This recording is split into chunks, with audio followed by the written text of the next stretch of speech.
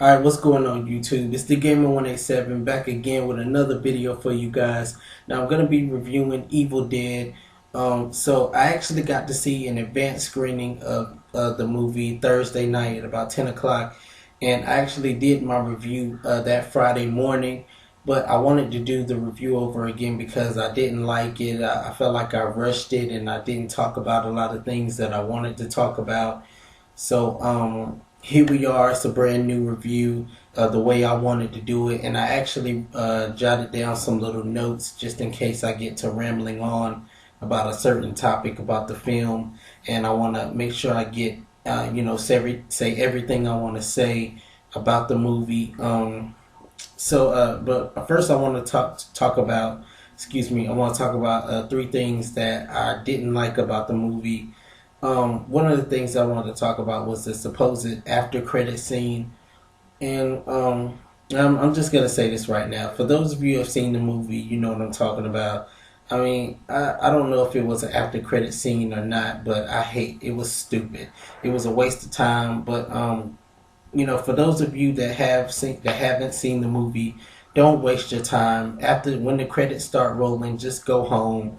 Don't even worry about staying for an after credit scene. It's not worth it. Trust me. It's not like Iron Man or Captain America or Thor. It's like a minute long scene and anything like that. No, that it's not worth staying. Another thing I want to talk about is I've been seeing like a lot of reviews and watching a lot of reviews on YouTube, and some of them were saying that there wasn't a particular part of the trailer that wasn't in the film, and I was thinking like, okay, if it's the scene that I think they're talking about, then I'm gonna be pissed off. I'm gonna be pissed off, but I think I'm still gonna enjoy the movie. If they don't put this scene in the movie, I'm gonna be pissed off. And the scene that I'm talking about is the scene like near the end of the trailer where a Deadite Mia's in the cellar and there's the close up and we're gonna get you. That scene right there, to me, that was like one of the creepiest scenes in the trailer, and I was a little bummed out that they didn't leave it in the final film. But I mean, as I was watching the film, I waited for the scene to come up. It didn't come up. I still had a great time watching the movie. And another thing that I want to talk about is I wish the Deadite, when the characters are in Deadite form, I wish they would have done like a little more, like in the original Evil Dead, like the Deadite characters, they did like a whole lot more than just kill you and then okay, done, go to the next person. Next person is a Deadite, kill that person, next person is Deadite. They did a lot more. So that's another thing that I wish they would have done with this new Evil Dead. All right. So Evil Dead is basically about five friends who go to a cabin in the woods to help out a friend detox and help her kick her drug addiction. And she, they even point out in the film that they've actually been through this before. They've been through this before, and she flushed her drugs down the toilet. She said she was gonna quit, and she ended up going back to her addiction to the drugs. So yeah, so they're there, and they say that no matter what happens, she has to stay. We cannot let her leave. She has to kick this addiction. So yeah, they stay there, and they find the cellar, and they find this book, and then that's when the shit hits the fan. And a lot of people have been saying that there's not really a lot of character development in the movie, but I mean, come on, like for real, we know what's going to happen. They're there for a specific reason.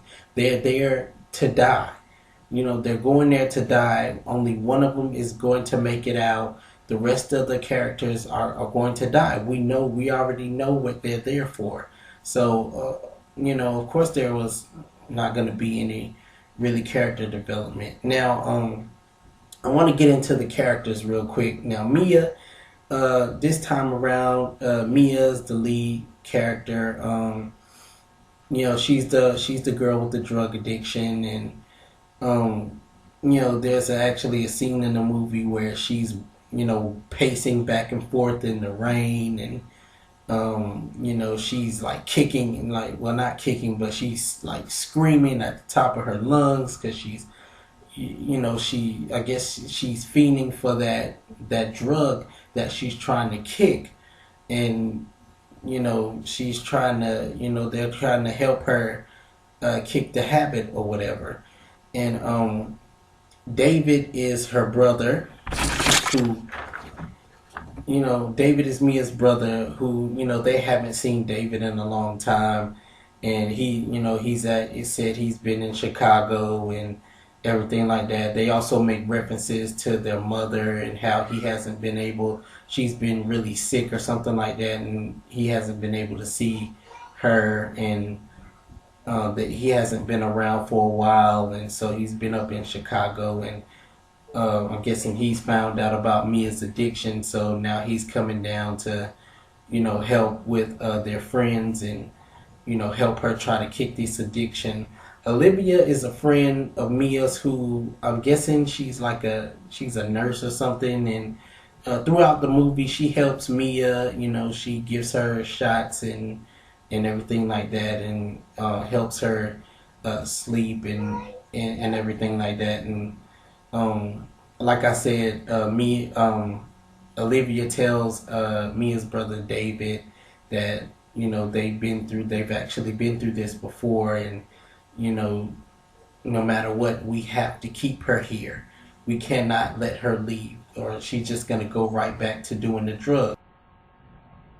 Alright, now Natalie, for all we know about Natalie, is basically she's David's girlfriend. Well, for all I came to realize about Natalie is she's David's girlfriend. I mean, she barely has any. She has a couple lines in the movie, but she barely says anything during the movie. She gets she gets a little bit of screen time and everything like that. But for all we know is she's basically David's girlfriend who came to help and came to support Mia. Now Eric is another friend who's there to help and support Mia, and he seems to have a real attitude towards David throughout the movie, and he's the one that actually opens the book and starts all of this shit. Alright, so now we get into the crazy shit. Alright, so this is when the shit hits the fan. This is when the shit opens up, and Eric starts to. They find the book. Eric starts to read from the book, and all this shit, all this crazy shit starts to happen.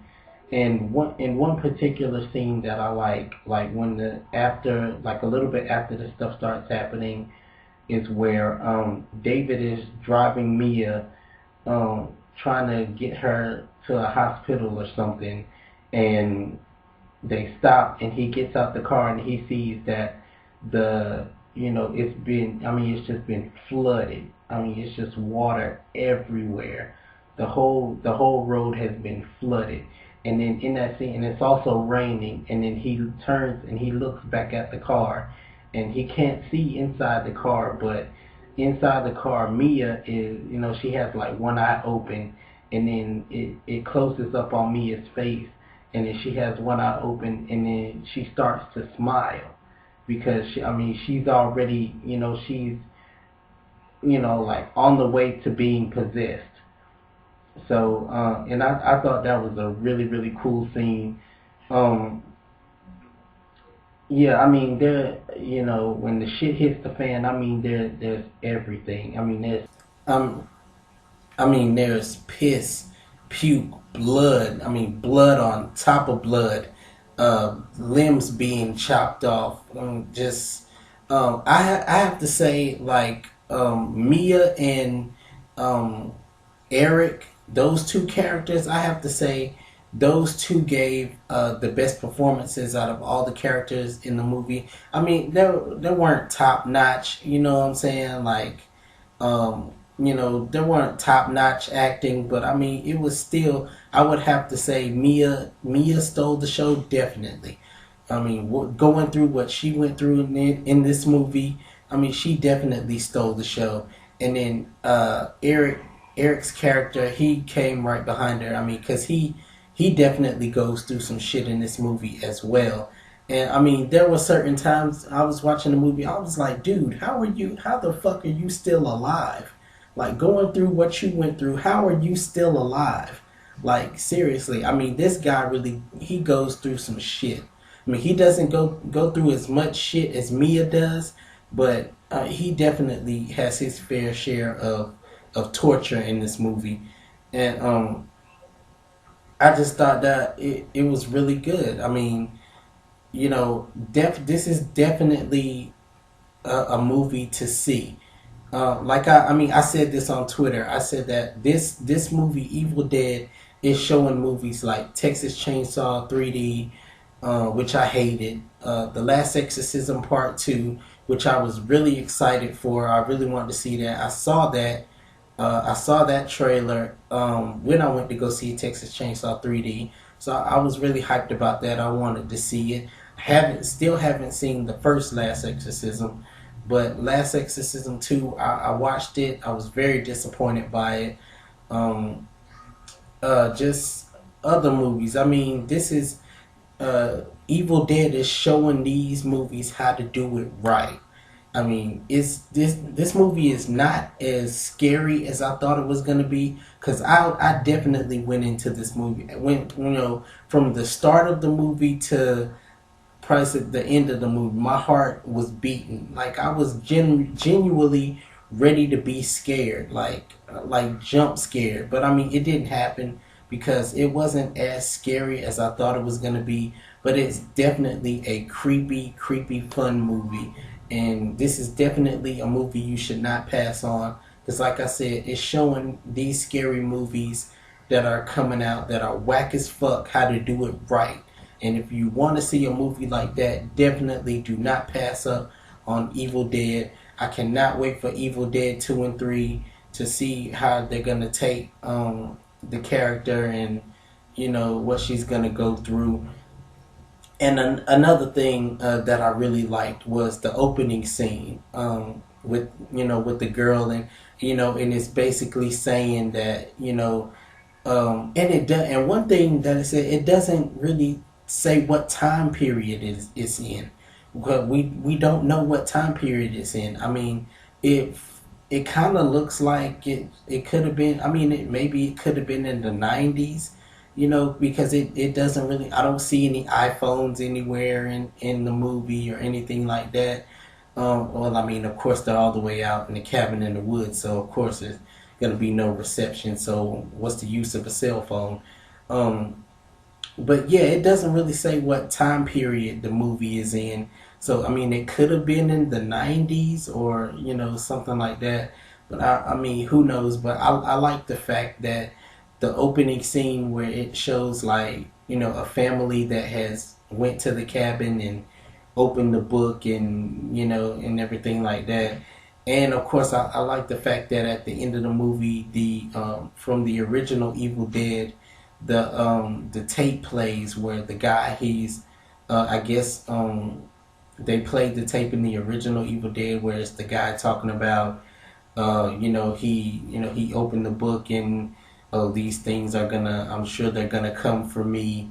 And as the credits are rolling, you can hear that tape being played at the as the credits are being rolled with the guy talking and and everything like that. And then the scene where Mia is screaming and it's the voice from the original saying, oh, what, something something, one by one we will take you, and everything like that. So I really like that. But I mean, Evil Dead, man, it's definitely a fun movie.